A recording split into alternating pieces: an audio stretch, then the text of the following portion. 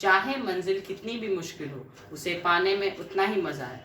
इस सोच को लेकर आज मैं आर्यन कुमार कक्षा 10वीं का छात्र आपके समक्ष प्रधानमंत्री नरेंद्र मोदी द्वारा दिए गए भाषण को प्रस्तुत करने जा रहा हूँ। शायद ही कोई ऐसा इंसान होगा जिसने उनका नाम ना सुना हो। इस इंसान को किसी परिचय की आवश्यकता नहीं, बस मोदी नाम ही काफी।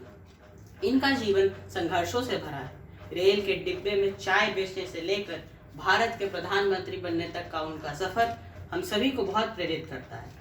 इस भाषण में उन्होंने अपने संघर्षों के बारे में बताया और साथ ही साथ कुछ ऐसी बातें कही जो कि एक युवा के जीवन में काफी महत्वपूर्ण है।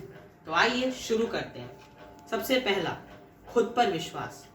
मित्रों, आप गरीब हैं, आप अमीर हैं, इस सब की चिंता छोड़ दीजिए। सबसे जरूरी बात होती है आपका आप पर विश्वास। मित्रों, मेरे परिवार में पिछले 7 पीढ़ी में किसी को राजनीति का र भी नहीं मालूम। मित्रों, मैं रेल के डिब्बे में चाय बेचने का काम करता था और आज मैं आपके सामने एक प्रधानमंत्री के तौर पर खड़ा हूँ।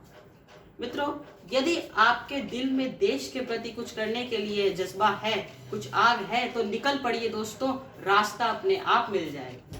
लेकिन अगर लेने, पाने, बनने के ख्वाब से चलोगे तो ख्वाब ख्वाब ही रहेगा। लेकिन अगर देने के भाव से चलोगे तो पूरी दुनिया आपकी पैर चूमेगी। ये मैं आपको विश्वास देता हूँ। दूसरा, एक चीज पर एकाग्र होना। मित्रों, कभी कभी नौजवानों के जीवन में कठिनाई आ जाती है।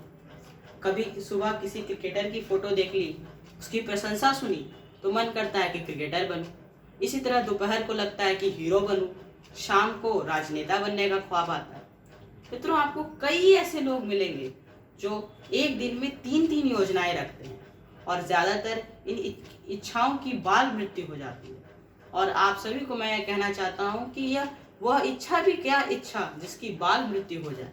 इसलिए आवश्यक यह है कि आप एक इच्छा पर स्थिर रहें ताकि वह इच्छा संकल्प बने और आपके मेहनत, आपके परिश्रम के साथ वह सफल बन जाए।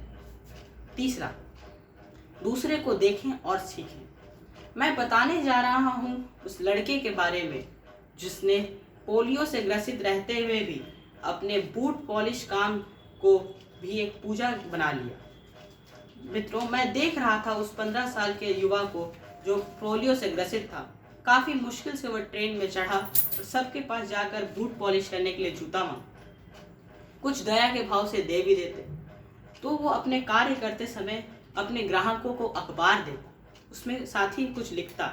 मैं उत्सुक हुआ और मैंने उससे पूछा कि तुम क्या लिखते हो और ऐसा क्यों करते हो। उसने कहा कि मैं अखबार में सत्यमेव जयते लिखता हूँ और मैं ऐसा इसलिए करता हूँ क्योंकि जब ऐसे करने से लोग मुझे साथ में पैसे भी देते हैं और उसी के साथ साथ अपना आशीर्वाद भी देते हैं। तो मित्रों, सीखने वाली बात यह है कि बूट पॉलिश करने वाला काम जो एक तुच्छ काम माना जाता है उसको भी उसने सर्वश्रेष्ठ बना दिया। तो कोई भी कार्य तुच्छ नहीं, जिसे आप दिल से करें वही सबसे अच्छा, वही सर्वश्रेष्ठ। चौथा, मेहनत करें और मानक स्थापित करें। मित्रों, मैं अपने सभी भाइयों बहनों को यह कहना चाहता हूं कि आप अपने जीवन के उस अवस्था में हैं जिसमें आप जितना मेहनत करेंगे आपको उतना वो सफलता पूर्ण हो। आपको दोस्तों इतना मेहनत करना है कि दूसरे आपसे प्रेरित हो। वो बोले कि देखो, ये तो ऐसा अवसर है कि खुद मेहनत करता है, ताकि आप दूसरों को प्रेरणा दे सकें, आप दूसरों के लिए मानक स्थापित कर सकें, ताकि वो भी आपसे प्रेरित होकर वह कार्य करें। और सबसे जरूरी है पांचवा, समय का सदुपयोग। मित्रों, अगर आप किसी नौजवान को बोलेंगे कि जरा भाई 1 मिनट, बोलेगा अरे नहीं मेरे पास टाइम नहीं। आप देखेंगे तो 100 में से 80 लोग आपको ऐसे मिलेंगे जो बोलेंगे मेरे पास टाइम नहीं। अरे भाई, तो क्या मुझे ज्यादा टाइम मिला है? अरे मेरे को क्या 24 की जगह 30 घंटे मिले हैं? नहीं, हम सभी को 24 घंटे मिले। लेकिन उसका बोलने का यह कारण है कि उसके अपनी समय की सदुपयोगिता नहीं पता, उसे अपनी प्राथमिकता का ज्ञान नहीं है। और समय की दुरुपयोगिता तब शुरू होती है जब आपके पास आपकी प्राथमिकता का ज्ञान न हो। आपको यह पता होना चाहिए कि जो मैं इस समय में कर रहा हूँ यह सबसे प्राथमिक है मेरे लिए, इस वक्त में यह सबसे लाभदायक है। तो अतः मैं यही कहना चाहूँगा कि जब भी आप अपने जीवन में निकले तो इन सभी बातों का ध्यान रखें ताकि आप जीवन में सफल बन जाए। धन्यवाद।